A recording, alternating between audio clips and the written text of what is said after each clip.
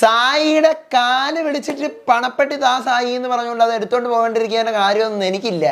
ഞാൻ അങ്ങനെയൊന്നും എടുത്തോണ്ട് പോകില്ല.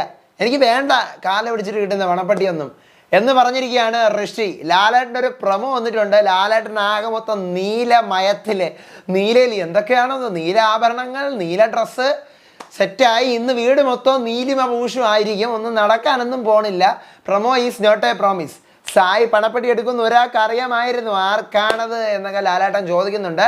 പ്രൊമോ വന്നിരിക്കുകയാണ്. പ്രൊമോയുടെ വിശേഷങ്ങൾ പറയാം. ലാലേട്ടൻ ആ പ്രൊമോക്കകത്ത് ആരെക്കുറിച്ചാണ് പറഞ്ഞിരിക്കുന്നതെന്ന് പറയാം.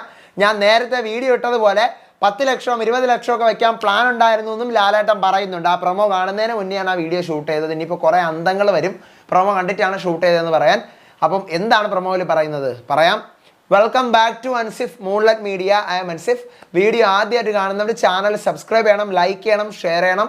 നിങ്ങളുടെ അഭിപ്രായങ്ങൾ മസ്റ്റായിട്ട് താഴെ കമൻറ്റ് ചെയ്യണം. ഇതുപോലത്തെ എക്സ്ക്ലൂസീവ് അപ്ഡേറ്റ്സിനായിട്ട് ഇപ്പം തന്നെ നമ്മുടെ പേജ് ഫോളോ ചെയ്യാൻ വേണം.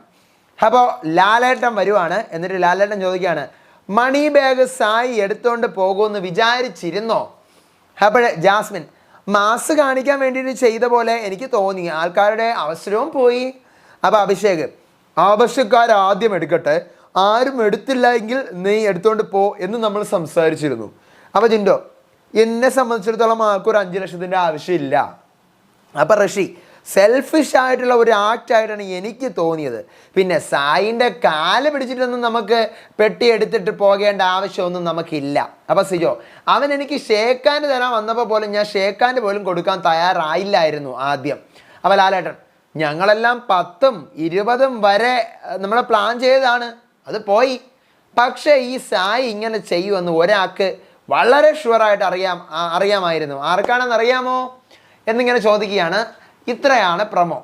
ഇനി ലാലേട്ടൻ പറയുന്നൊരു കാര്യം, സായി പെട്ടി എടുത്തുകൊണ്ട് പോകുന്ന ഒരാൾക്ക് വളരെ ഷുവറായിട്ട് അറിയാമായിരുന്നു എന്ന് പറയുമ്പോൾ ജിൻഡോ ഇങ്ങനെ നോക്കുന്നുണ്ട്. ഒരാളുടെ കൈ ഇങ്ങനെ പൊങ്ങുന്നത് ഇങ്ങനെ കാണിക്കുന്നുണ്ട്. അത് ഋഷി ആണെന്നാണ് എനിക്ക് തോന്നിയത്. അപ്പോൾ ഋഷി ആയിരിക്കാനാണ് സാധ്യത. ഋഷിക്ക് അറിയാമായിരിക്കും.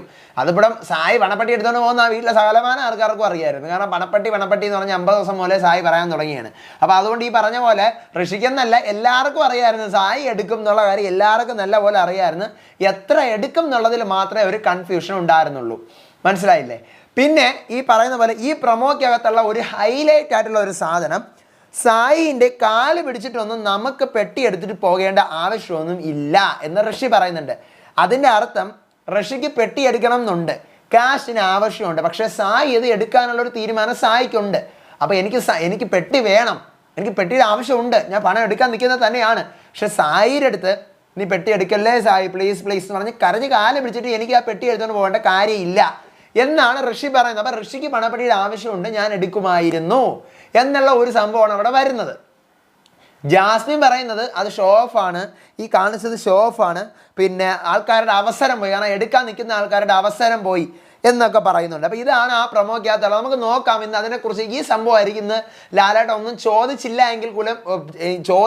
എങ്കിൽ പോലും ഈ കാര്യമായിരിക്കും ഒന്ന് ചർച്ചയാവുന്നത്. സായിയുടെ പണപ്പെട്ടി വിഷയം, ഈ സംഭവം ചർച്ചയാവുന്നു. ഇത് ആർക്കാണ് ഊഹം, സായി എടുക്കുമെന്ന് ആർക്കറിയാമായിരുന്നു, അല്ലെങ്കിൽ എന്തുകൊണ്ട് ഋഷി അങ്ങനെ പറഞ്ഞു, ഋഷിക്ക് അത് എടുക്കാൻ താല്പര്യമുണ്ടായിരുന്നോ, വേറെ ആരൊക്കെ പണപ്പെട്ടി എടുക്കാൻ താല്പര്യപ്പെട്ടിരുന്നു എന്നൊക്കെയുള്ള കാര്യങ്ങളായിരിക്കും ഇന്ന് ചോദിക്കുന്നത്.